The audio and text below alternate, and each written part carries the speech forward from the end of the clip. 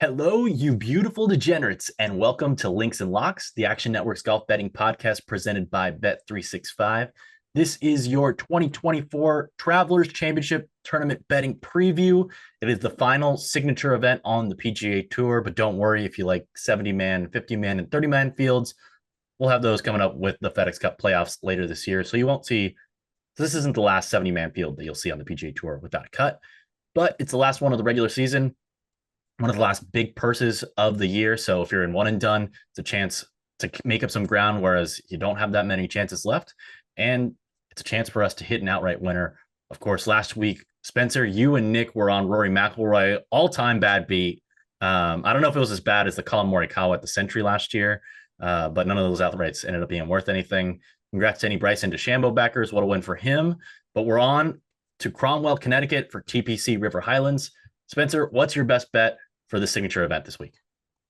So if I would not have shifted this line in the Discord chat at Rotoballer yesterday, it probably would have been JT Poston minus 110 over Billy Horschel. But since that number's gone, and you can keep an eye on that, if it goes anywhere towards the 120 or less range, that's going to be another spot to fire. But, Roberto, it's funny. As of 2 minutes ago, before we started recording, I was going to come on here and I was going to give an outright bet. And that kind of explains what this card is like to me this week. We always joke that we're going to try to keep these shows less than 30, 40 minutes.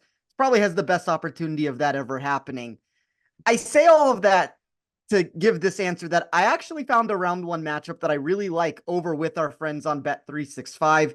I'm going to take Adam Scott minus 120 over Will Zalatoris. All right. I like that one. I'm excited to hear the rationale. And Adam Scott's one of the guys I'm potentially weighing an outright bet on.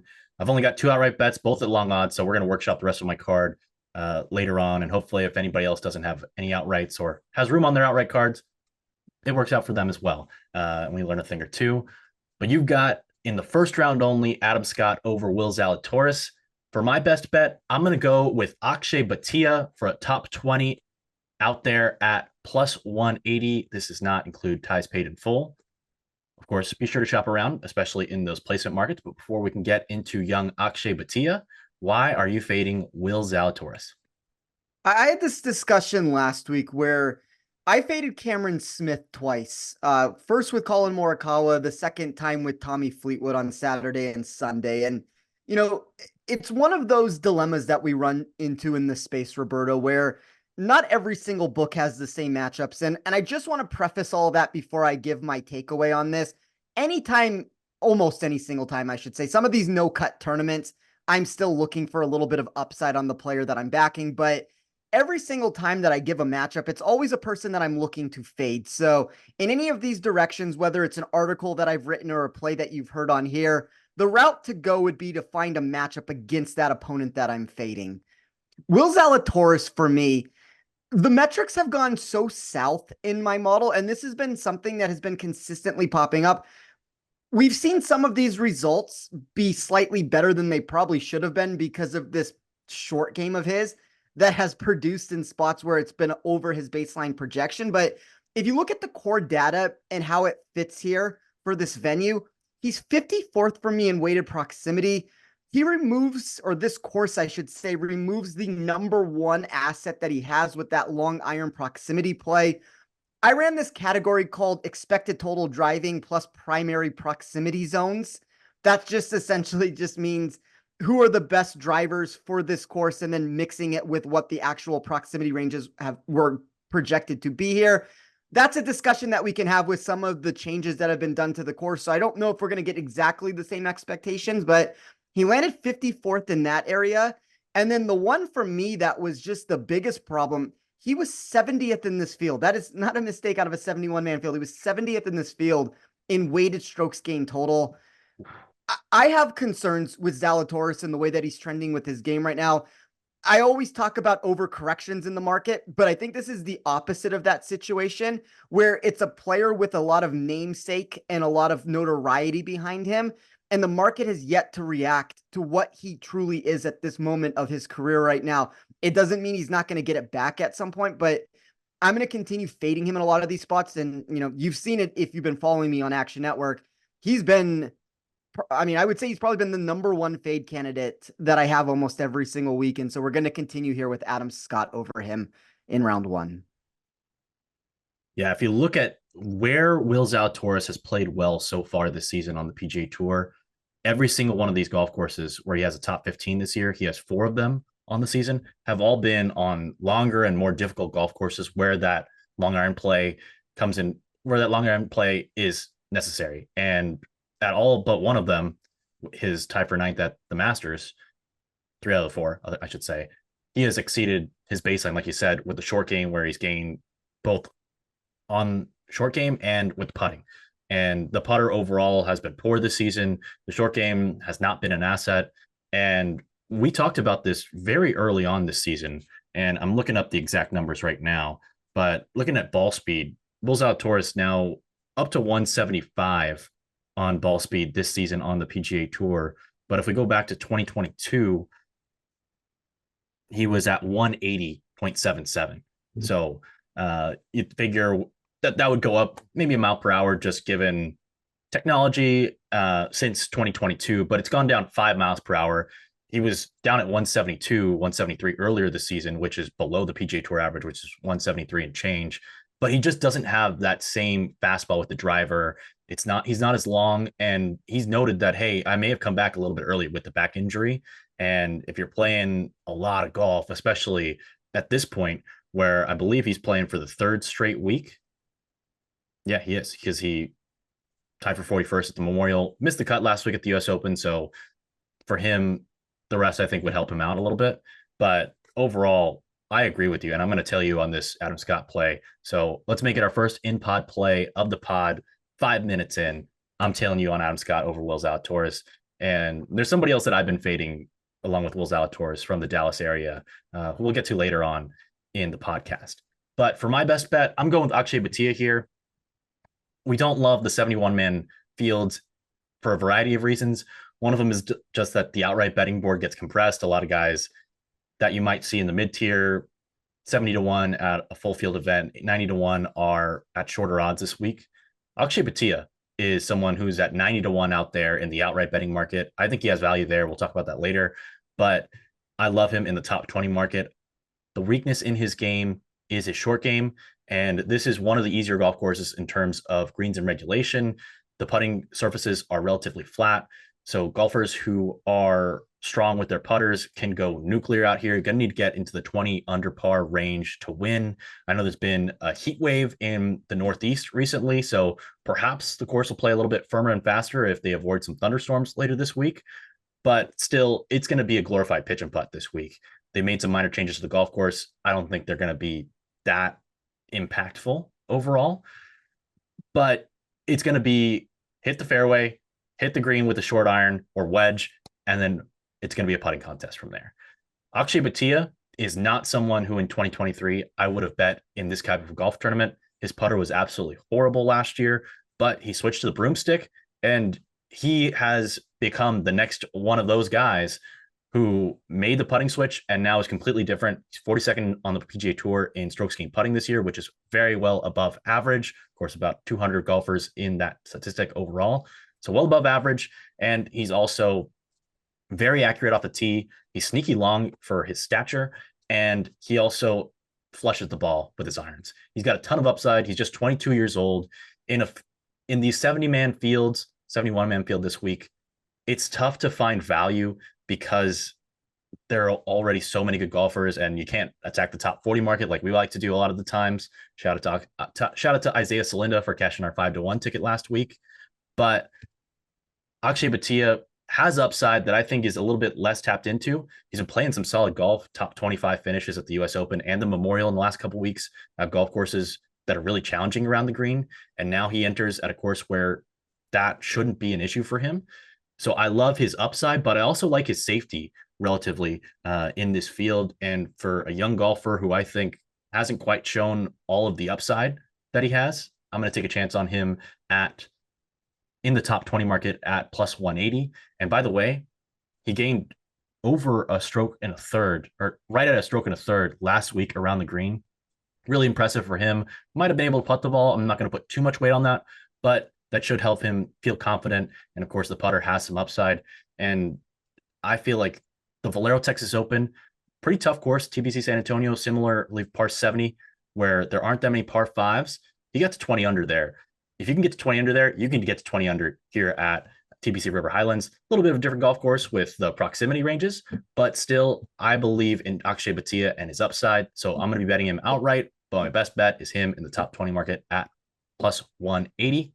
Without further ado, let's get into our course preview for TPC River Highlands. Spencer, what are you weighing most in your model this week? Yeah, so TPC River Highlands was initially built in 1928 by Robert Ross. It was redesigned twice in the 1980s by Pete Dye and Bobby Weed. That duo helped to make the course one of the more predictable layouts on the PGA Tour in terms of rollover success rate that we see yearly, which is a very common answer that we get with not only Dye tracks, but also TPC properties in general. It's going to be interesting to see how that changes this season, since the property did undergo a minor restoration after Keegan Bradley shot 23 under last year to capture the title. I always find these situations to be difficult because you naturally will encounter a slight data shift from past iterations when you create deviations from what the general expectations were in the past. That is even more prevalent when the facility made this concerted effort and it was put into place to try to stop this from being a bomb and gouge facility. They added extra rough, narrowed the fairways. All of that will add to the questions that are going to need to be asked here. But I agree with you, Roberto, with what you said a second ago. I am under the belief that you can't change the entire fabric of the track overnight. When you look at a venue that still measures under 6,900 yards and delivers nearly 70% of its shots that will come from within 175 yards, it does add to the discussion of how much accuracy should get included to the mix for a course that has presented just under a 3% increase in expected off the tee production over the last few seasons compared to a standard stop. But I don't want that answer to be the only way people try to build a model. I thought there were a lot of ways to take advantage in your math of trying to build this against the field. The very common answer would be that you get a 7% increase in shots that occur from 125 to 175. There are a lot more unique combinations that can be added to the mix. Those are things that we can discuss throughout the show. But to me, it just comes down to how critical that these shifts are going to be when you try to calibrate for this go around. And for me, and it seems like for you, Roberto, it's less of a pertinent impact than I believe should be accounted for. Like, I always feel like in these spots where there's unknown variables, people over project what the shifts are going to be. And I'm a very data driven person, and I like to find a way. I don't want to start extrapolating out projections. And in this case, I'd be extrapolating out projections off of absolutely no significant or any sort of data that would lead me to believe that this course is going to play any different. You can make a minor little bit of a change, which I did in my model. I added a little bit more driving accuracy to the mix, which in fairness, for my best bet, is an area that helps Will Zalatoris. But I thought that was one of the reasons why I was still very bullish on that bet, is because even when I added a little bit more of that into the mix, there were still certain players that didn't pop. So, be very careful with over projecting, I guess would be the word, of what you think this venue is going to play like. Like, I would take what we have seen in the past and very marginally try to mix the data one way or the other with it. You noted that Pete Dye redid the golf course and they changed the name to TPC, I believe Connecticut back in the day when he redid the course in 1982. And they said basically, and depending on where you look, I believe officially the old golf course was killed and this new golf course was born. They said that was the new golf course. So it's a Pete Dye golf course, which was renovated in 1989 after he designed it in 1982. And we have some data on other Pete Dye golf courses on the PGA Tour, of course, the most notable being TPC Sawgrass.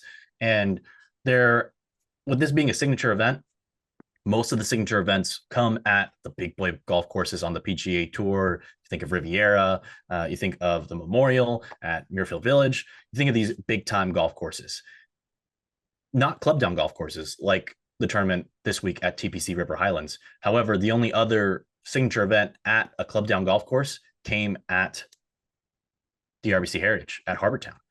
which is also another Pete Dye design. So I think there's going to be quite a bit of overlap between what's necessary to succeed at that golf course compared to this one. I think you can hit the driver a little bit more often at here in Connecticut this week than you could in South Carolina. But overall, I think I'm going to be looking at Pete Dye, and we do have that data. So there's some other angles we can attack for this week. Spencer, got a little trivia for you, just very brief here before we move into our outright bets.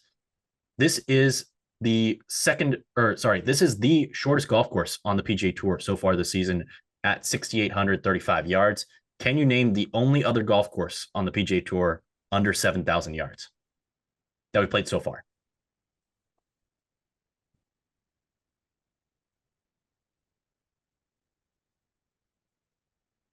I mean, I would have guessed Harbor Town on that, but I assume that's not the answer based off of all this. Harbor Town, just over 7,200 yards. I will let you tell me. Pebble Beach. Pebble Beach, the only other one. I got two other ones for you. That was the easiest one. Or this one's also going to be pretty easy. The smallest average greens by square feet on the PGA Tour. The greens this week are 5,000 square feet. There are only two golf courses that we played so far on the PGA Tour with greens smaller than 5,000 square feet. Can you name one or both of them? I feel like I need to bring up a schedule at this point. So Pebble Beach would be one of them. That's one.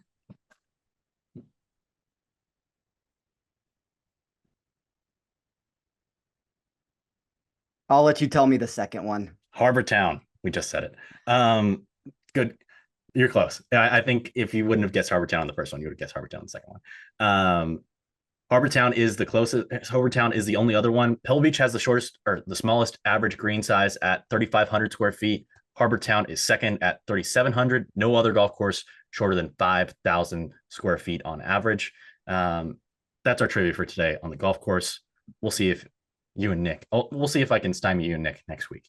Getting to our outright cards. Spencer, you have a full outright card. I'm still working on mine. I'll let you have the honors and share who you've got this week to win in Connecticut.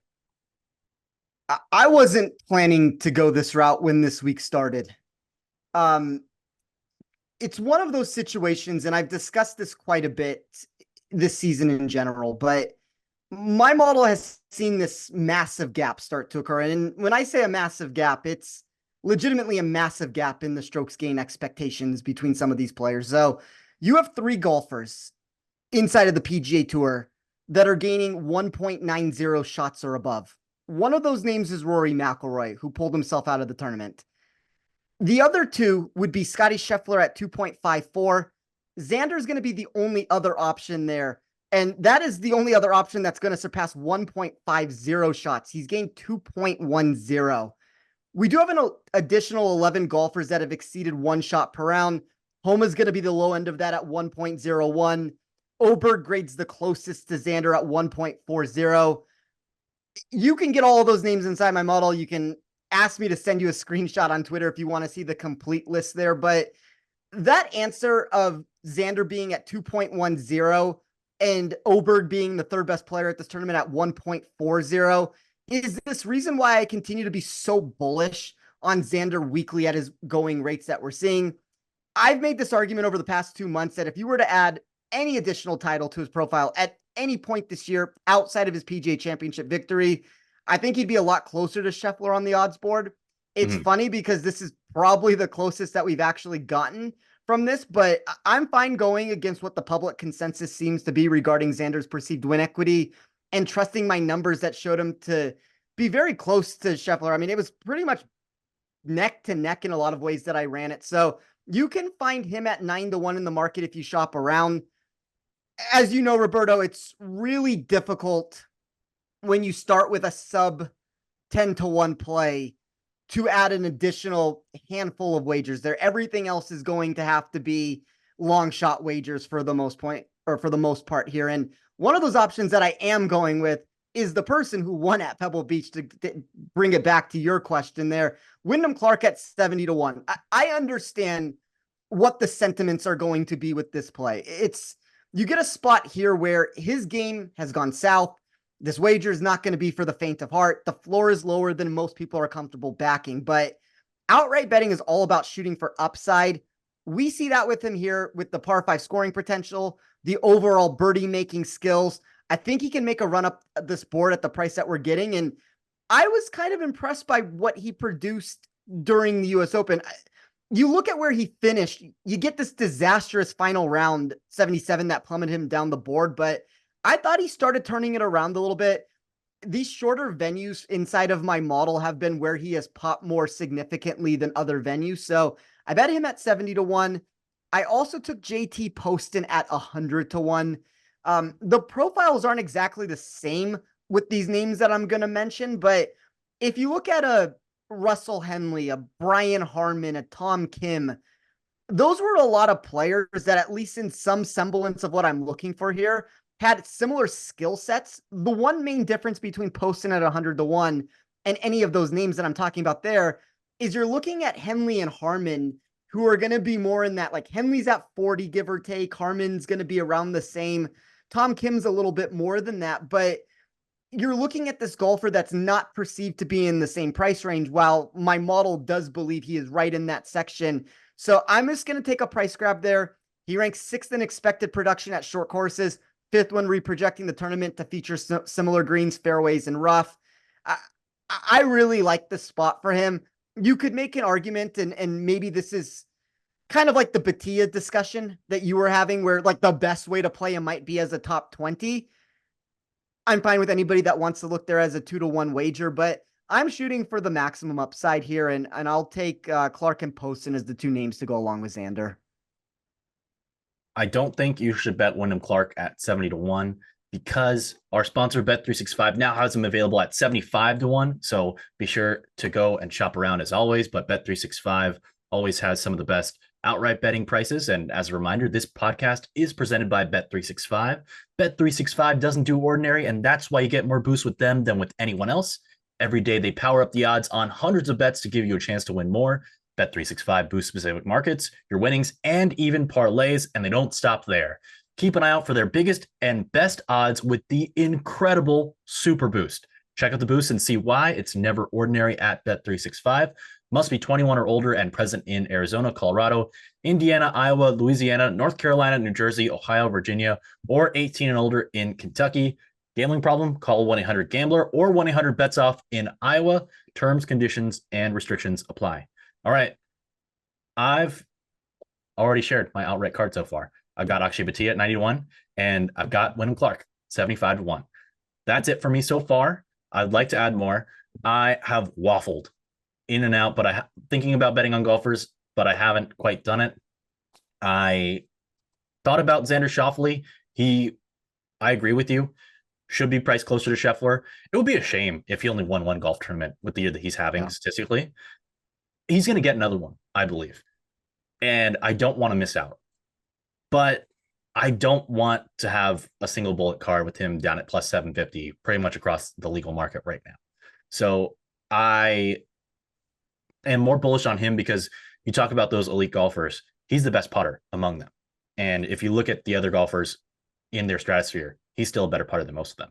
And historically, he's been a better putter than he is this year. Last year, he was top 10 in strokes gained putting. This year, I believe he's like 22nd or somewhere in that realm. But coming off a decent putting week last week, had a great, I think it was Friday, where he just couldn't hit the ball and made a bunch of crazy par putts. Maybe it was Thursday too, at the US Open. I like Xander Schauffele. I haven't bet him. I think I'm going to leave him off my card for now. But looking at some other golfers that I'm considering, would love to hear your thoughts on these guys. I'm very interested in Patrick Cantlay. We noted last week that he still has the upside. The driver just hasn't been as accurate as he's needed it to be, but he had a great putting week last week, great approach week last week. He's all the way down at 18, 20-1 out there in the market, 20-1 on our sponsor Bet365. I'm intrigued by him. He's got great course history. He's going to be my one and done pick this week. So I really like Cantlay. I'm not sure that I want to buy at this point in the market. I would love if he didn't have the course history here and was 25-1.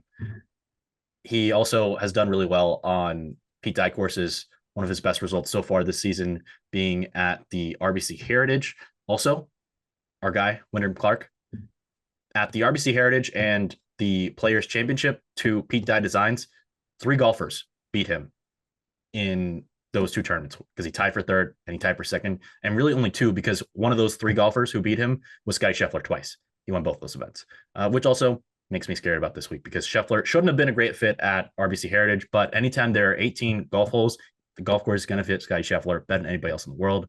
So I'm still afraid of him, even though I'd rather bet on Xander Schauffele at his odds than Scheffler at his odds this week. No doubt about that. I am also considering Victor Hovland. I think he's a much more expensive version of Akshay Bhatia in that we're getting a great course fit because he's going to hit a lot of greens in regulation, which means short game's not going to be as important. And also, it's just not going to be that hard to get up and down when you do miss the greens in regulation. So I like Victor Hovland. He's 18-1. I just didn't want to go on I didn't want to bet these guys sub 20-1 and rule out other options. So continuing on, I'm also very intrigued by Sam Burns, 35-1. I think he's the next one that I'm probably going to add. I love the upside with the putter. He's playing about as well statistically as he ever has. He's always won on the PGA Tour. Hasn't won yet this year. I was on him at the RBC Canadian Open. Great Thursday round. Couldn't finish it off. I would like to be on Sam Burns because I think he's going to win at some point soon and probably before we go across the pond. And then I'm also considering Max Homa at 65-1. I know the course history is terrible. I don't think he's ever played the weekend. So congrats to Max Homa. As long as he doesn't withdraw, he's going to play on Saturday and Sunday this week because there's no cut. I don't know that I can bet him to win here, but I like the idea of buying low on him, like buying low on Cantlay last week. I don't know the outright market's the way to do it. Maybe top 10 is the way to bet on Homa this week. But sometimes they're just golf courses that don't suit guys' eyes. So not sure quite what to do with that one, but I'm intrigued. And then I've got some other long shot guys who I'm not sure can quite win this week, but I think have quite a bit of upside and fit the course pretty well. Billy Horschel stands out as first off, I need somebody who can win a putting contest. We can get to 20 under par. So I really want strong putters this week. It's as big of a strokes gained putting week for me as ever. Billy Horschel fits that bill. He is 90-1. Steven Yeager hasn't been playing great recently, and I dislike that taking the driver out of play as much as maybe. I dislike that the driver will be out of his hands and there aren't as many par 5s this week, but he's 100-1, and I think that the value there is intriguing. Adam Scott is 100-1 as well, I believe. I got to double check that one.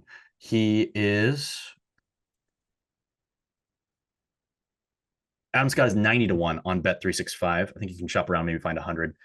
I'm very intrigued by him. Strong all-around player. We mentioned him on the pod as somebody who just hasn't put the pieces yet together, but he has all the different ingredients in his game to win on any golf course on the PGA Tour. And then also Austin Eckroat, 120-1, and Matthew Pavone, 110-1. I bet Pavone to win the Open Championship and the PGA Championship right after he won at Torrey Pines. I like Pavone. He's a streaky golfer and obviously coming off of a really high result last week. I'm intrigued by Pavone. Not sure quite where to play him, but the putter can get hot for him. Maybe these guys should be top 10 plays, but I'm angry that the top 10 market is kind of destroyed by this being a 70-man field. So I didn't want to rush him onto my card, which is why I'm displaying a shocking amount of restraint this week. But Spencer, are there any of those golfers who stand out to you whom you like this week? The top 6 win equity candidates for me, I'll give you them in order. So number 1 is Scotty Scheffler. Number 2 is Xander Schauffele. 3 would be Ludwig Oberg. 4, Colin Morikawa. 5 and 6 are the 2 names that you mentioned in Victor Hovland and Patrick Cantlay. I like Hovland and Cantlay. Hovland for me, and maybe this is even a little bit more of a DFS answer, and I do see his ownership starting to trend up, which is a very interesting thing. I was not expecting that. Last week's venue was probably one of the worst for him that you could have in his around the green production or expectation. I think Hovland's a nice bounce back candidate here. The market has probably gone a little bit too low on him. I considered him. I agree with you on Cantlay. If we could have gotten a 25-1 on him, I think we're having a different discussion than these 18s or 20s. I'm probably out on Billy Horschel. I'm fading him in a matchup with JT Poston. I like Adam Scott, but then again, Roberto, my model always likes Adam Scott. That's the every single week situation that seems to happen. If I could throw out one random name, and maybe the outright market is not even the territory of where this should be discussed with it, because there's a lack of win equity that's being presented in my sheet for this golfer. And I'm trying to figure out how I want to get exposure to. Maybe it's just a DFS answer, but my number is kind of like Justin Rose a little bit. I thought it was one of those situations where if you look at the back-to-back missed cuts that he's provided, look at the Memorial. He shoots a bad Thursday round, takes himself out of the tournament, plays well on Friday, too little, too late. Look at the US Open. He misses the cut on the number. He's a top 50 projected player inside of my sheet when you take his baseline short game. I'm under the belief right now that Rose's game is not as far off from where it should be to be getting results. And it's a funny answer to give because he was producing made cuts and decent results at the beginning of the year while he was imploding a lot of the metrics inside of my model in a bad way. And now all of a sudden we're getting a turnaround here where a lot of my math for these courses seem to like him. And you have this narrative coming into play that his game is off because he's going, miscut, and not getting necessarily the results you want. So I thought Rose was, look, we're talking about a 71-man field, and what is the actual upside? I don't know, but I thought he was a legitimate top 30 player in this golf tournament that's not being treated as a top 30 player. So whether that means that I can find him in a matchup, I can play him in DFS for like absolutely no ownership at this moment. That's kind of one of the routes I'm looking for with it. But I kind of tend to believe the winner of this golf tournament. And, I threw a ticket on Clark. I threw a ticket on Poston. Those were guys that had high upside climbing natures inside of my model. But I kind of tend to believe that the winner of this golf tournament probably ends up being one of those 6 win equity candidates that I talked about. And I had a very similar card to you on Monday in the sense that my goal was going to be just throw 2 darts at this board with Wyndham and Post and call it a day until Thursday night or Friday night or whenever I could get into this and felt like I had an edge to jump on one of those players I mentioned and go from there. I was able to get a Xander number when Rory pulled out of the tournament that was even higher than where he was when Rory was in the field. So for me, that ended up being a no-brainer just because I already had value on the price when Rory was still in it. And, books have a habit of shifting things far too much when a player removes himself from the field. Like every single player gets hit while, only the very top end guys should receive a very small change from it. But it's a difficult board, Roberto. Like I'm in agreement with you where I have the maximum. If you play this tournament out probably 100 times, this is probably the maximum exposure I could possibly have in this situation right now. I didn't expect to be in this moment that I was in the outright market. And, we'll see where it is. I have an edge on Xander. I'm going to attack it, but I tend to agree with you. I think it's kind of a dart throw at the top. And when you have a dart throw with a lot of juice, those are not really the tournaments I'm looking to become overly invested in. I think I also skipped through Tom Kim, but I'm very intrigued by him. I like Tom Kim too. I know you bet him at the RBC Heritage, or not the RBC Heritage, the RBC Canadian Open a couple weeks ago, and a pretty close call when he contended there. I think Tom Kim absolutely fits the mold to win this week and a lot of weeks on the PGA Tour when driving distance isn't as important, but his long run play is really good. I think Justin Rope is a super sharp play. I think maybe the top 10 market, I'm seeing it at Bet365 plus 750. It doesn't make sense to me that he's only plus 220 to top 20 when Bhatia is plus 180. Actually, plus 187 here at Bet365. So that's better odds than I said for my best bet for plus 180. So be sure to shop around. Bet365 is where you want to go for that Bhatia bet. But for Justin Rose, he's a guy who excels on these golf courses that if you take the driver out of hand or you just give him a bunch of wedges. Winner last year at Pebble Beach, similar type of golf course. Like we said, short course, small greens, can make putts. You can go low. Of course, Pebble Beach only played 2 of those 4 rounds in that tournament. But Justin Rose, of course, winner at Marion, one of the shorter golf courses on the US Open schedule. We know that this is his bread and butter. These types of golf courses are why he has been on the PGA Tour since 2004. Played in the 2004 Buick Championship right here at TPC River Highlands. So he's been around for a while. Obviously, he's here because he's really good. It was interesting. There were the videos of of him on the driving range trying out the new Titleist driver, where if you look at his ball speed, actually, we can pull it up right here. He on the PGA Tour this year is not near the top of ball speed statistics, but he was shown on the range hitting the new Titleist driver at over 184 miles an hour ball speed. I'm not saying he's going to hit 184 miles an hour ball speed this week. It's very interesting, though. If he could potentially get faster, it'll be a big asset for him in general. But then he shot 80 the round after that, of course. I'm intrigued by Justin Rose. I think that maybe DFS might be the best way to play him this week. And I keep coming back to that, which is really frustrating. But I think this is going to be a better DFS week than just regular betting. I'll probably sprinkle. I'll throw it in pod play just to sprinkle on him. Top 10 plus 750. Maybe I'll shop around, get plus 700 and bet it with ties if I can. I don't have the odds in front of me, but I'm very intrigued by Justin Rose, and maybe he's a matchup. Well, I'd rather play him for upside than for safety. So top 10, top 20 might be the way to play him.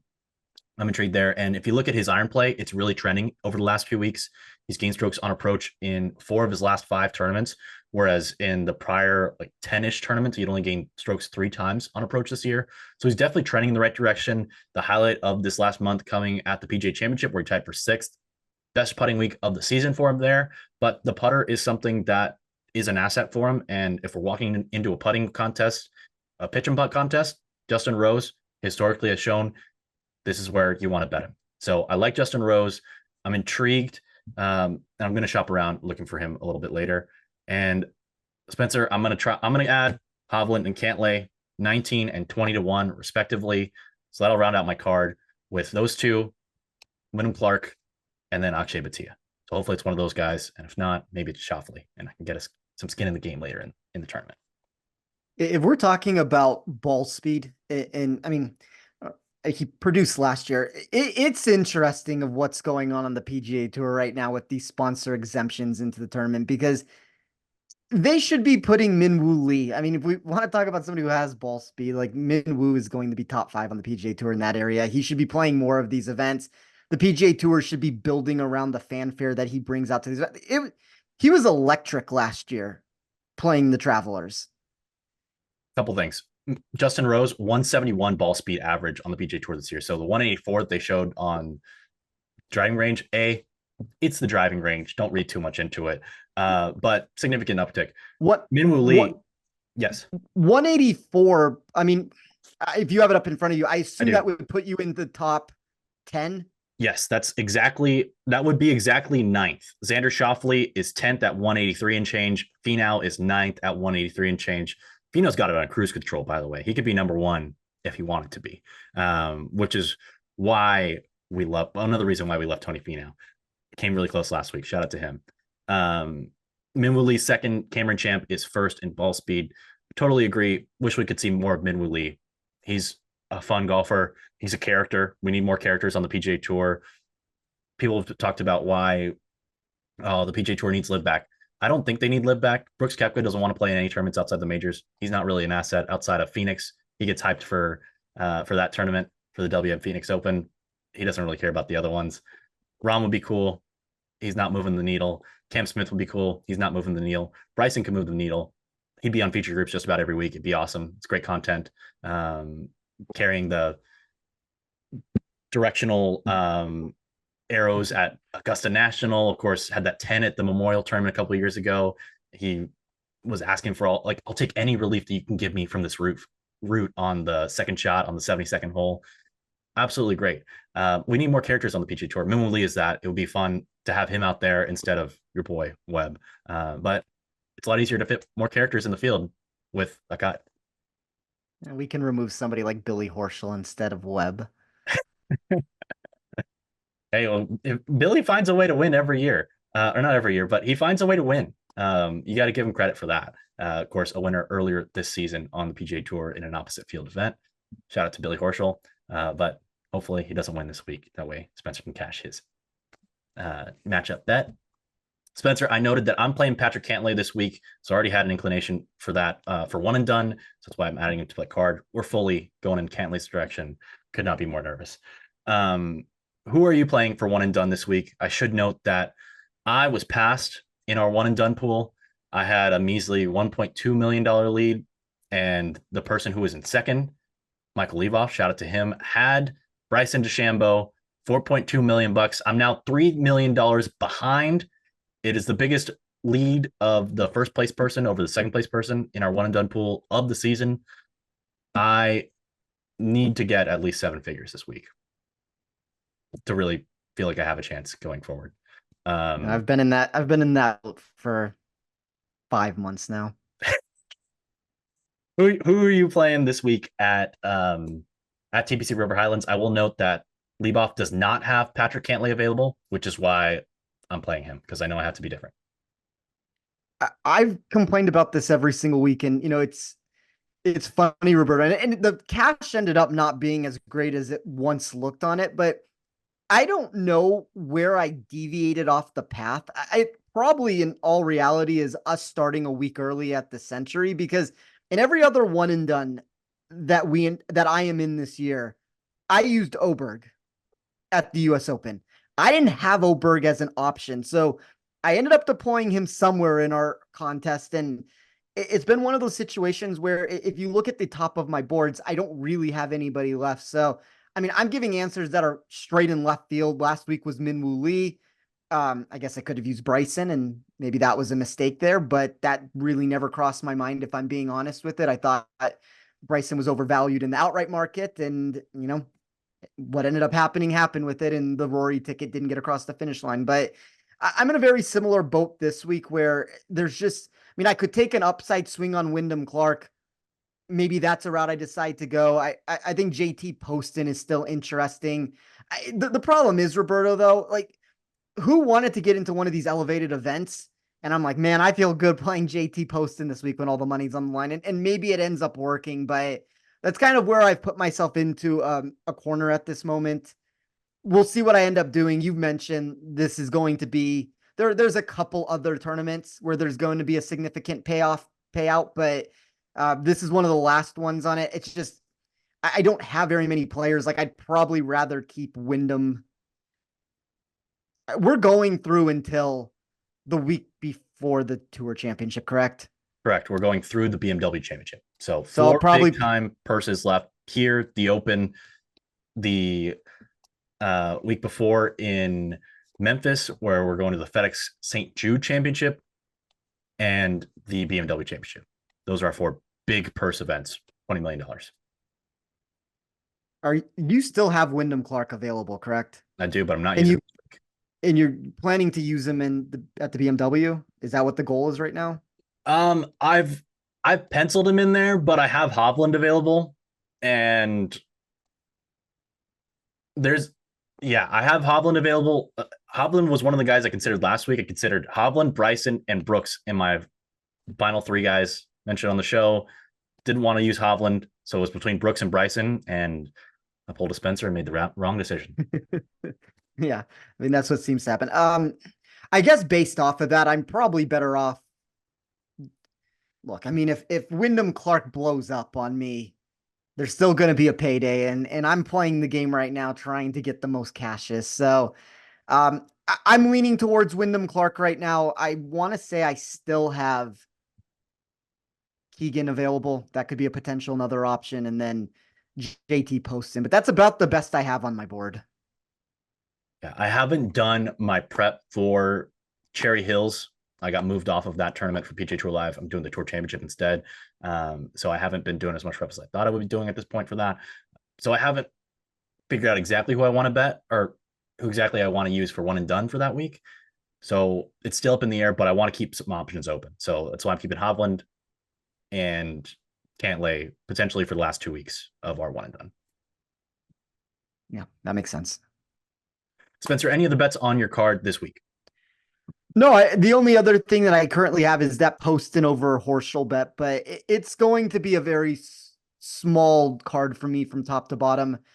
I always give this answer, like, we'll see what the in-tournament market holds, but I mean, if I'm being honest, Roberto, I don't have high hopes for this tournament of having a ton of exposure at any point from any of these in-tournament bets. You never know what the board is going to give us, and that's where it's fun every single, round one, round two, round three, round four sort of options that we get in these matchups and where the overcorrections end up landing. I just have a feeling with the way that you usually get a pretty good indication of where the books are based off of how they're pricing things and who they're pricing them against and how aggressive or conservative they're being. And I tend to think that we're looking at a board right now where books are being much more cautious with their approach. And when that ends up happening, it's really difficult to find an advantage at any point. So we might be trying to scrape together where the value is and trying to figure out where we can get some of these in tournament bets. To echo your sentiments, there was one book where I went through the matchups. They probably had about a dozen of them. Every single favorite in those matchups was between minus 150 and minus 200. And no pure head-to-head pick 'em matchups, just juiced. We're daring you to bet this other guy against this guy, and we'll see what happens. And Not the game I want to play. No, and in all those spots where it's juice for the most part, you're looking at this minus 165 versus plus 115, plus 120 sort of a dispersion there. And, I know people don't, and I'm not making the wager. I don't think there's value on either side of those bets, but the funny thing about that is it's probably closer to be value on the one that's heavily juiced up in the minus range than the one that's the underdog. And um, there were a couple spots of golfers I was looking to fade, and I thought books did a really good job, which we've kind of talked about quite frequently on this show over the last little bit, where they put fade candidates against other fade candidates. Just makes it more difficult, unfortunately. And no, as you noted, those spreads are wider than they are normally in the markets. If you look at like a money line for name your sport, if one team is minus 165, the other side's probably going to be in the plus 135, plus 140 range. So the fact that you're getting minus 165 and you're only getting plus 115 is kind of a slap in the face to us. So hopefully we can find some more round by round matchups throughout the week. And of course, Spencer's going to have his article tomorrow afternoon, on Wednesday afternoon, for those of us who follow. Or so, Spencer, you'll have your pick on Wednesday for either Thursday or the tournament matchup, and then you give your in-tournament matchups as well. So be sure to check out Spencer on Twitter at @TOffSports. And of course, you update your model with the baseline short game putting, and we can see who's overperforming and how we can attack, and did very well last week at the US Open.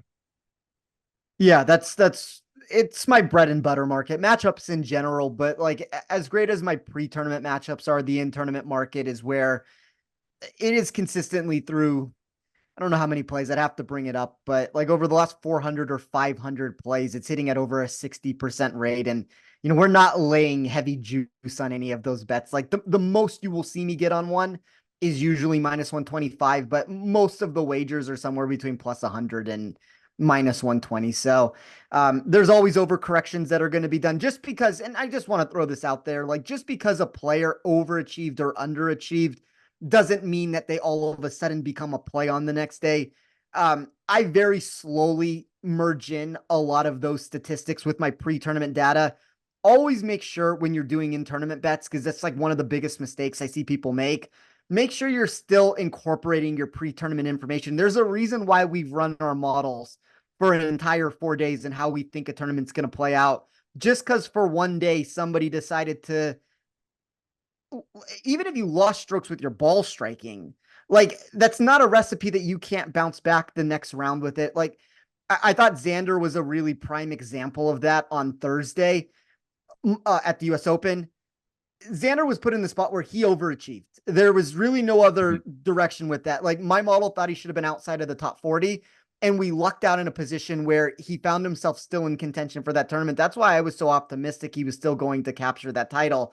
He goes out on Friday. The ball striking returns in spades. He gains over 3 strokes with his ball striking, and now he underperforms on the opposite end of it. And it's just like it evened itself out. But don't ever deviate too far away from what your pre-tournament thoughts were.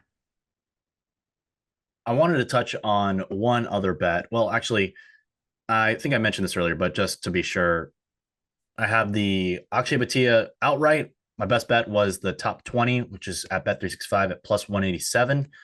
I bet him in the top 10 market as well. So full escalator on him at plus 550 without ties. Also going to sprinkle plus 450 with ties. And I'm also betting him for the first round leader at 55 to 1. So full upside send on Akshay Bhatia. One other bet that caught my eye on Bet365's finishing positions. I'm not going to get any finishing positions that I'm going to back. I was intrigued by Scheffler, fourth or worse, or fifth or worse, that they I had saw that. at minus 120. I didn't bet it, but I thought that would be a fun bet potentially. But the one that caught my eye the most was Jordan Spieth, 28th or worse. Think about Jordan Spieth this year. Overall, he's been awesome off the tee. His approach play has been poor, and by his standards, and his putting has been very poor as well. Last week at the US Open, he had by far the best approach week of the season. He also gained off the tee, was a little bit less accurate than he's been recently. Worst week by driving accuracy since the Masters. And those also are relatively wide fairways. But also, not only did he have his best approach week of the season, but he also had his worst putting week of the season. Gained 1.58 shots per round on approach, lost 1.62 per round with the putter. So you can say it's an outlier week for him either way. How do you feel about Jordan Spieth this week? I thought that 28th or worse was the way to go rather than 27th or better. I don't love the minus 120 juice, but it feels like a bad course fit for Jordan Spieth. And also, we can say that his short game has been a big asset, and that's not going to be able to differentiate him this week, I wouldn't think. But he's Jordan Spieth. I mean, you can't trust him. You can't even trust him not to trust him. With that being said, I did cash the Tyrrell Hatton matchup against him that we mentioned on the show last week. And we've done pretty well in those matchups against Jordan Spieth just because I feel like he is similar to Will Zalatoris in that he hasn't been elite this year, but people love betting on those golfers. And so it's been advantageous to fade them because they're just they're just placed in a tier against, they're placed in a matchup against a golfer of a higher tier than them weekly. And so that's why they've been frequent fade candidates throughout our show this year. Thoughts on Jordan Spieth this week? Here's my only concern, and I tend to agree with you. It comes down to the answer that you just discussed, and whether that's a DFS price, an outright number, the players that he gets matched up against. Spieth continues from a name recognition standpoint to far exceed where he should be on a lot of these boards. And I would give a very similar answer here. He's a negative value across the board for me. He's one of the worst values I have. I don't know if this is necessarily the best course fit for him, and I agree with you there. My one concern comes down into play.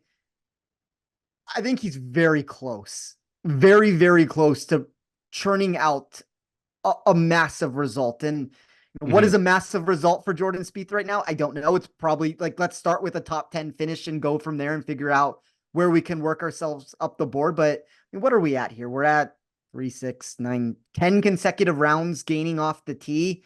He gained 5.8 with his approach last week. Putter's gone ice cold. That's really been the problem for him in a lot of these spots. You said it best, Roberto. It's hard to trust Jordan Spieth, good or bad, in any of these spots. And now that the entire industry seems to be off of him, and he's almost giving you reverse Spieth of what you would expect. You expect him to gain all the strokes with his short game and his putter, and to spray the ball off the tee and be volatile in all those areas. He is massively gaining off the tee at a course where historically we're talking about over a 3% increase in the expected dispersion of scoring off the tee. I do agree with you at the end of the day. I don't know if this is the best course fit. We've seen that with the lack of results that he's had recently at this venue. I just worry about him. Like, it's not going to shock me if he ends up in 7th place in this tournament. And it's also not going to shock me if he comes in 67th. He has 5 starts at TPC River Highlands. He has 1 finish in the top 40. And of course, that was a win. One of the most electric wins you'll ever see in the PGA Tour. Walk-off bunker shot in a playoff over Daniel Berger, I believe. Yeah, I had the opposite. Spieth has been on the opposite end of so many wagers. The worst one to me, like, that's the sickness about that, is I don't even think that was the worst beat I've taken from Spieth. Like, I don't even know if it's a top 2 beat I've taken from Spieth. I had Kuchar at, what would that be? The 2017 Open Championship, maybe? Spieth did win the 2017 Open. Yes. Yeah, so I had Kuchar there at a triple digit, and that one was Which was bad. But second. Yes. the worst one is the 2015 US Open, Oh where no, I we talked had about this Dustin last week. Johnson at Chambers Bay. So I have, I mean, unless I am blanking on this, I don't believe I've ever hit an outright ticket on Spieth, and I don't back him very often, but I can think of 3 occasions off the very bat here where I have lost an outright to pure chaos from Spieth down the stretch. So I just want nothing to do with him at this moment. I do think that he's very intriguing because he's added an element to his game that hasn't been there, with this being the strongest driving year of his career. And he has historically been a great iron player. Really unusual year for him with the irons this year. And then the putter's always been a roller coaster, but he's always been able to roll in those medium long range putts, seemingly more so than others. He has upside. I don't think this is the best golf course to fit the current version of him, Yeah. but I don't necessarily trust that the current version of him is going to be there on a weekly basis. And the fact that he just had his best approach week of the year last week means something to me. So I'm probably going to back off them. Also, having grown up in Austin, Texas, I'm a big Longhorn fan, and I like rooting for Jordan Spieth, which has been why it's been so weird rooting against him so much this year. I'm going to lay off of the 28th or worse for now, but I'm going to keep an eye on his matchups this week. Maybe we find a round one or a full tournament matchup, as we're still getting more round one matchups on the board. I've only found it available on like 1 or 2 legal books so far. So maybe he'll make an appearance in tomorrow's article. Who knows? Some of the just very quickly, and we can move on past the topic after this, but there are a lot of matchups with Spieth out there where if you, as a listener, truly believe that you want to fade Spieth, he is a favorite against most of his opponents where you can get a plus number. I was considering going down the Justin Thomas route over him. I decided not to do that. Like pretty much in every single one of these positions that I was trying to figure out a way to take on Spieth, I just kept going back to that answer that I've given of Spieth does fit in a lot of the ways currently with the way that he's performing with his ball striking. 29th in my model in expected proximity from 125 to 175. We want to talk about the iron play being what's gone south, and then we've seen this boost from him last week. I mean, that's over a 10 spot. Sorry, it's a 13 spot to be exact increase in my model when it comes to expected proximity advantage that he's going to have over the field compared to a standard course on tour. So there are routes. And as I said, I don't know if it's here. I don't know if it's at the Open Championship. I think we're going to see Spieth on the front page of the first page of the leaderboard at some moment. I just don't know when that's going to be. And for that reason, I'm kind of just out one way or the other. Sounds like a perfect recipe for him to win the Open Championship this year.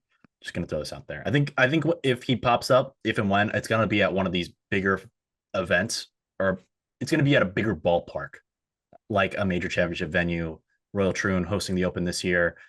He obviously could play well if he gets into Memphis or Cherry Hills, or not Cherry Hills, or the BMW Championship, which is in Colorado, which is at a different golf course this year, not Cherry Hills. It should be really interesting to see what happens with Jordan Spieth this year. The Western Open is at Castle Pines Golf Club, not Cherry Hills. I'm intrigued by Jordan Spieth.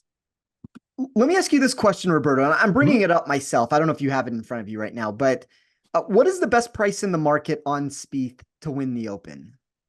I'm seeing about the same, like about 40 to 1 on Bet365. Yeah, about 40, 41, somewhere in that range across the board. I definitely wait on that. You're going to get he was just close to 100 to 1 in the last few weeks at Valhalla. I think you can, assuming he plays this week, won't play Rocket Mortgage, I wouldn't think, unless he really needs the FedEx Cup points. And then let's see where he is. He's 52nd in the FedEx Cup because he had some strong results early in the season. Started with that 3rd place at the Century, T6 at Phoenix. I don't think he'll play those 2 weeks. I think he gets across the pond, maybe plays Scottish Open and then plays the Open, and then comes back, maybe plays the Wyndham last week of the year if he needs the points, depending on how he does the other tournaments, and then playoffs.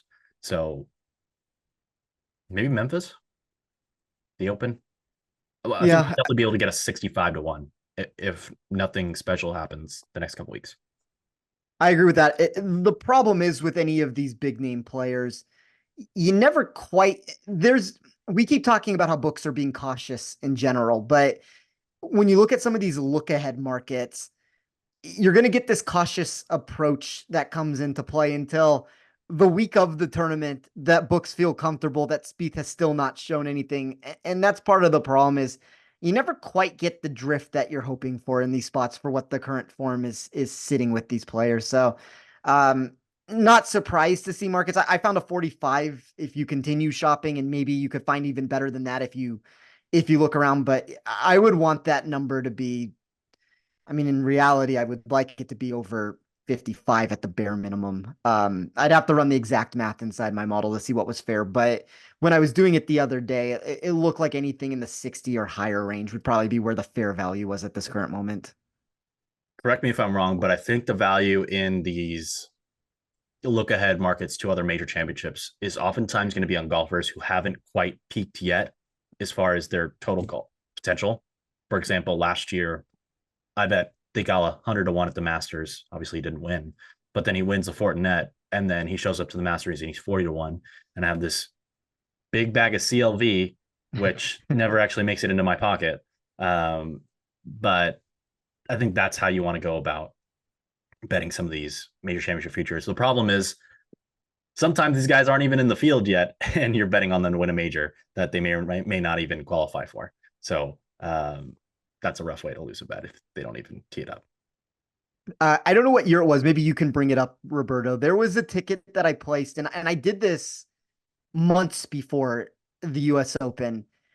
I unloaded. And if I'm saying I unloaded on this ticket on Tony Finau to win the US Open. I don't know, 2018, 2019, 2017, 2016, like somewhere in that range. And he didn't actually even qualify for the tournament. And that did not feel good having that ticket just evaporate into nothing. He did not play in the 2017 US Open, but he has played in every other US Open since 2015 when he made his Yeah. US Open debut. This is the 2017 one. I want to say that there was a price out there.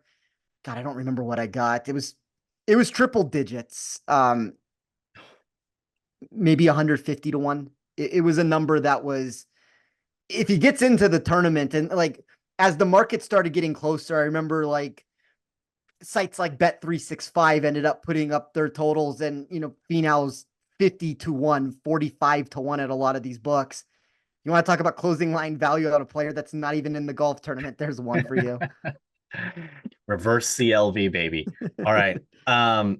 Quick one. Tony Finau, more likely to win the Masters or the US Open in his career first?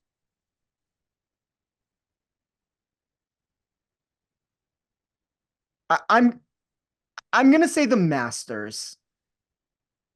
I give that answer because I think here's my problem with Finau. And this is the one thing that always like I don't understand why he does this. And you talked about like he doesn't go for it sometimes with the driver. There's so many par 5 holes where he ends up laying back, and you see the update on the app, and Finau ends up being left rough 282 yards off the tee, and you're sitting, or 272 yards off the tee, and you're sitting there and your thoughts are like, I've just watched 5 players before him that are not as long as him off the tee do the same exact thing, but also hit it 310 yards instead. And like he loses his distance advantage there. I like Finau's ability at the Masters. If he ever opens up his game to be able to unleash a little bit, he's a great lag putter in a lot of these positions. And I think if we can ever get a winning score that puts him in that territory where he doesn't have to make a lot of putts, which is a lot of the iterations of the Masters that we get, I feel like that's a better tournament for him. I know at the US Open, like this go around, he kind of had himself in contention, but like, was he ever really a threat to win that contest? It always felt like every single time he got himself close, he went wayward off the tee. He missed a bunch of putts.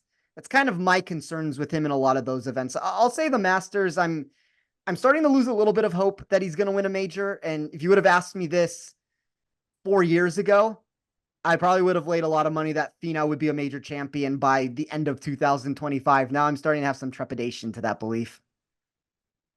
Finau was the low man in the clubhouse on Sunday afternoon for a few minutes when he got into the clubhouse at 4 under par. Because I'm a golf sicko, I looked at my apps and saw that he was 400 to 1 to win. I thought about it. I didn't bet it, but I just wanted to see what the number was, because crazier things have happened if it hadn't been Rory and Bryson both Yeah, at the top. if you just had Rory up there, Rory would have probably found the way to give that back, is the hard lesson I've learned. Do you want to have like a 2-second Rory conversation? Because I just want to say one thing about Rory very quickly. I am probably more so than most people in the space. I've been on Rory in a lot of these positions that we have seen quite frequently. And you look at what Rory's done, like go back to the last 30, I want to say it's 37 majors. You can correct me if I'm wrong there, Roberto, if you know the number off the top of your head, but I think it's been 37 majors, give or take, since he's captured his last major championship title. 21 of those finishes have landed inside the top 10. Not every single one of those results has necessarily put him in a position to where he has a real chance to win. There's a lot of backdoor finishes where he's worked himself up the leaderboard.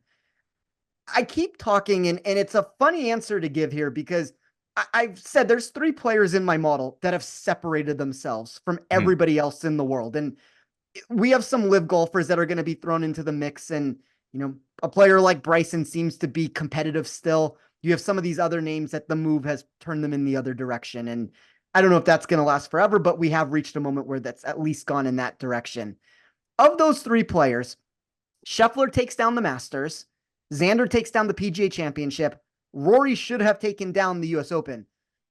He is too close in too many of these positions. So until we get a moment from him, and what a fair number is for him to win is a different discussion to be had. But until we actually see him regress because of age, regress because of his skills for any reason, go in the wrong direction. I talked about just a second ago, Dustin Johnson at Chambers Bay. And the narrative became there, Dustin Johnson will never win a major championship. That was like, we've played this game one too many times through all the mishaps that we've had of him going in the wrong direction on Sunday or anything that has transpired. I mean, we can name 5 different things that have occurred over time. The very next year, he goes out and he wins the US Open. Like, we talk in too many absolutes in this industry that a player cannot do this or a player is going to do this. There's human element that comes into play. It's a terrible loss for Rory. It's one of the worst ones I have seen at that stage of a golf tournament in quite some time. I still think Rory's really close. If the public sentiment ends up coming into play here, that nobody wants to back him again moving forward and we start getting drifted up prices, I'm going to keep buying in. I don't know if that's what's going to end up happening, but unfortunate situation for Rory where he lost that tournament as much, if not more than what Bryson did to win it. That's going to be what everybody remembers at the end of the day. And until he wins one, that's going to be what anybody wants to talk about. But normally when you have these negative sentiments that enter the market about you as a player, value usually tends to enter on the opposite end of the spectrum there. So it's just something that I'm going to be keeping an eye on. I don't know if the Masters is the next spot that I'm going to want to back him, because that's going to probably be the hardest one for him to win for all the obvious reasons. But I do think Rory probably gets another one before his career is done. It's just a matter of when, where, and at what price it becomes bettable. Yeah, I know Data Golf has the expected major wins and the actual ones, and looking at his over the last 10 years is pretty staggering compared to anybody else. Like the last time I checked, haven't looked since this one, but he was the biggest gap between expected wins and actual wins. And Dustin Johnson, not only did he not win that US Open, but he had some other really close calls and collapses throughout his career before he broke through. Of course, won twice with that US Open, I believe at Oakmont, and then at and then his other win at the Masters in 2020. But a bunch of close calls for DJ. Of course, earlier in his career than Rory is now. Rory's 35. I think he's still going to be competitive through his early mid 40s, at least. I'd say 43-ish. He'll still be competitive. Adam Scott's around 43. Obviously, Rory's not as big, but barring any major injuries or dumb decisions, Rory McIlroy should be able to absolutely pummel the ball for 5, 6, 7, 8 more years. So I think he's very live. He's going to have opportunities, and if he's got a 10% chance at one major for the next 10 years or 8 years, you got to like his chances. But you would have liked his chances over the last 10 years too. So it's just really tough. There was some conversation about him hitting driver on the 18th hole when he should have taken 3-wood. I totally think driver was the right play. A, you got more forgiveness on the driver. B, it goes farther. He wasn't playing not to lose. He was thinking he needs to make birdie and beat Bryson. It's not just avoiding bogey. It's about putting birdie in play there. And then also, given where the wiregrass was on that 18th hole, I thought the chances of getting a poor lie with a 3-wood were higher than with a driver, where the wiregrass is put more heavily in the landing areas and Rory can kind of bypass the landing area. And we saw Bryson last 2 rounds, missed left both days on Saturday and Sunday, was past the wiregrass, but he found himself on a route on Sunday. So that was a different scenario. But there was room up there on Saturday afternoon. Bryson hit his tee ball left, had nothing in his way. There was way fewer wiregrass, were way less wiregrass in that area than there was in the normal landing area for the other puny humans. I think driver was the right play there. He got unlucky, had to pitch out, hit a great pitch on his third shot, just bad putt. You can look for the video around there. It was a putt that he hit too high on the club face, or too low on his putter face, too high on the equator of the golf ball for it to be a well-struck putt, and that's been a theme for him. But tough putt, over 3.5 feet, downhill slider. Smiley Kaufman was saying it was inside left. Didn't look like it was inside left. And I believe Max Homa also said that it's a weird spot to be above that hole because the grain, if you play it too far left, it stays out there. But if you don't play it too far left and you keep it inside the cup, it breaks the other way. So golf is hard. I think the worst outcome for Pinehurst #2, the resort of Pinehurst, was Bryson getting that up and down, because now they're never going to have windows on their clubhouse from that side because people are going to be sculling the ball from that bunker trying to hit the Bryson shot. And they've said on Twitter, I believe, that every single day they have to get golf balls off of the roof, off the clubhouse. And those are only going to multiply now. Before Bryson hit his shot, I was watching with my dad. I said, Dad, there's a better chance that a normal weekend golfer dislocates his shoulder on the shot that gets it up and down. And Bryson got it up and down. It was a shot of the year for me on the pitch of golf this year. Awesome moment. That long bunker shot is the hardest shot in golf outside of any weird like left-handed shots you got to play or weird stuff like that. As far as in a normal lie, that's the toughest shot. He got it up and down. Hats off to Bryson. Congrats to him. But of course, several people who were on this podcast were really pulling hard for Rory, and unfortunate for you guys. Yeah, that seems to be very par for the course with Rory McIlroy wagers that have been done by me in these major championships over the last little bit. But I agree with what you said. Like, the putt on 18 is not nearly as bad as the miss on 16. I also think one of the things that comes into play, and this is to take nothing away from Bryson. Bryson earned that. You get up and down from where he was at in any of those situations, like from missing left and then getting it up and down from the bunker and winning the tournament the way he did. That's all great, and he deserves the victory. I also thought, though, for the most part, and you can credit that maybe a little bit to his distance or whatever you want to say, that he removed a lot of the wire grass from the mix in some of those spots. He ran so far above expected value for the way that he drove the ball. It felt like in every single moment, he never really landed in a lie that put him into a position that would cause implosion potential. And that's what ends up happening when you look at the expected major championship wins. Rory's not winning them himself or earning them himself, I should say. And that's part of the problem. But even when you're not earning them, it typically takes somebody that ends up earning it on their end. And I got very lucky the year before where with Wyndham, like Wyndham got up and down a couple times on Sunday in situations where Rory is super unlucky that it happens. And then you look at 18, he hits one of the worst drives of all time, but you have a wide open fairway that it just didn't end up causing him any issues there, where if you put him put him at Pinehurst and cause that same miss and then try to see him get up and down from where he was at. Like, it'd be a completely different story. Rory, just for whatever reason, players keep getting up and down and Rory keeps not doing what he needs to do. So it's an unfortunate situation. I think Rory will bounce back. It's just, go home, regroup, and try to get ready for the Scottish and then the Open. Maybe you could say he's got a little bit of Xander Schauffele syndrome in that he's played some great golf prior to Valhalla, of course.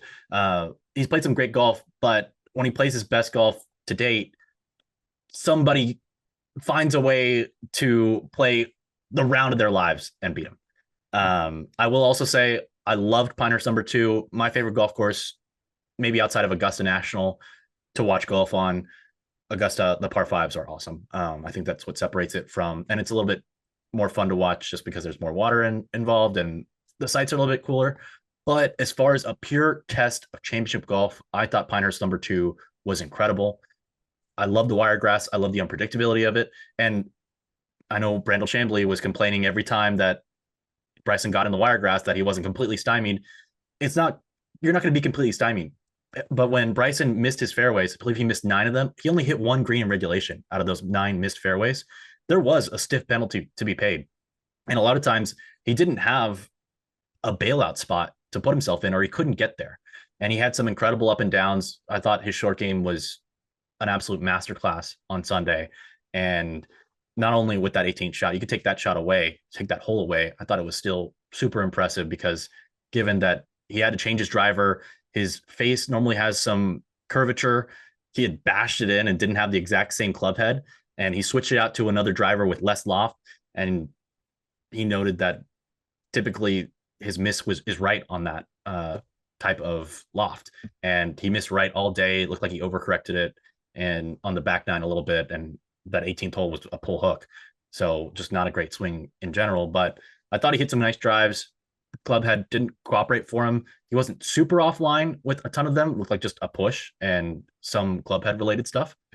And Bryson DeChambeau, more than anybody else, has built his swing to be optimized by his clubs. And somebody asked him a question earlier in the week, like, you seem so much more happy now. Like, what's been the difference for you? And he said, my clubs. Like, I love that I figured it out. And he said that he really figured it out last year before the Greenbrier on Live, shoots a 58 and wins on the weekend there, and then has not finished lower than a tie for 6th in the 3 majors this year. So I'll be playing him for 1 and done at the Open Championship, and we'll see what the number is. I think I saw 16-1, 12-1 is the range that I've been seeing, at least after his US Open win. So very intrigued by Bryson.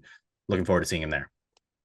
Spencer? Yeah, that short game was what was so spectacular. Like that's the one thing in my model that held him back. If you could have told me that he would have provided the short game that he did, it's a completely different story. So credit to Bryson. Also, he has a club advantage on those long bunker shots because his wedge is longer than anybody else's. So longer lever can get more speed. Spencer, I'll give you one rapid fire question. You said you liked Oberg and Morikawa. We both do. I'd rather have 2 bites at the apple with Cantlay and Hovland than one of them with one of those guys. Which one would you bet if you had to bet them at their current number? Oberg is available at Bet365 in the enhanced win market at 13-1. Morikawa is available at 12-1. My model would give a very slight edge to Oberg. I'm going to say Morikawa, and I'm just going to give this answer for one reason, which maybe this is looking too much into it. I thought Oberg looked gassed on Saturday and then specifically Sunday, where the wheels really fell off for him at the very end there. This is going to be 3 consecutive starts in a row for him. I don't know if as an industry, we still know exactly what is going on with him. Like, we can say it's a torn meniscus. It might not be a torn meniscus. He looks really good out there, which if he is injured, it's incredible the kind of golf he's playing. But 3 consecutive weeks after a very grueling test that I thought maybe him more than any player in the field that wouldn't be named Rory now just because of what happened to Rory at the very end of that tournament. I thought he looked more beaten up by the course than anybody that wasn't Rory. So I don't know. We've talked a lot on this show where his distance is such an advantage, and he does lose some of that there or at this course, but he's also the number one player in my model in expected total driving on short courses. I just think he's a generational driver of the ball. I'll go with Morikawa, though. It's a very small discrepancy between the two, and I really like where Morikawa's game is trending right now. Morikawa entered the U.S. Open having gained strokes putting around the green, on approach, and off the tee in 2 consecutive tournaments. Obviously, not a huge streak, but he'd never done that in his entire career before that. He did it again last week. So he's gained across the board 3 consecutive weeks. I bet him 2 of the previous 3 weeks. I don't have a ticket on him this week. That's your sign to bet on Collin Morikawa this week, because I had to get off him for him to get it done. I'll be the sacrificial lamb. Spencer, where can we find your content this week? You can find me on Twitter at TOff Sports. You can get my in-tournament information and my bets over here at Action Network. If you like any of the numbers that you heard, you can get my model over at Rotoballer. Awesome. You can find me on X at RobertoA213. Be sure to check out all of our content here at Action. Great basketball season just concluded. Still got some hockey left. In the thick of it for baseball, Sean Zerillo is absolutely killing it with his daily projections. You can find those every single morning live on the Action Network. Sean Kerner also has WNBA props. Be sure to have his updates turned on in the app because he absolutely moves these markets. There is value to be had out there. Be sure to find out whatever sport you're betting on the Action Network. Of course, College World Series still in the swing of things, just an SEC and ACC battle there.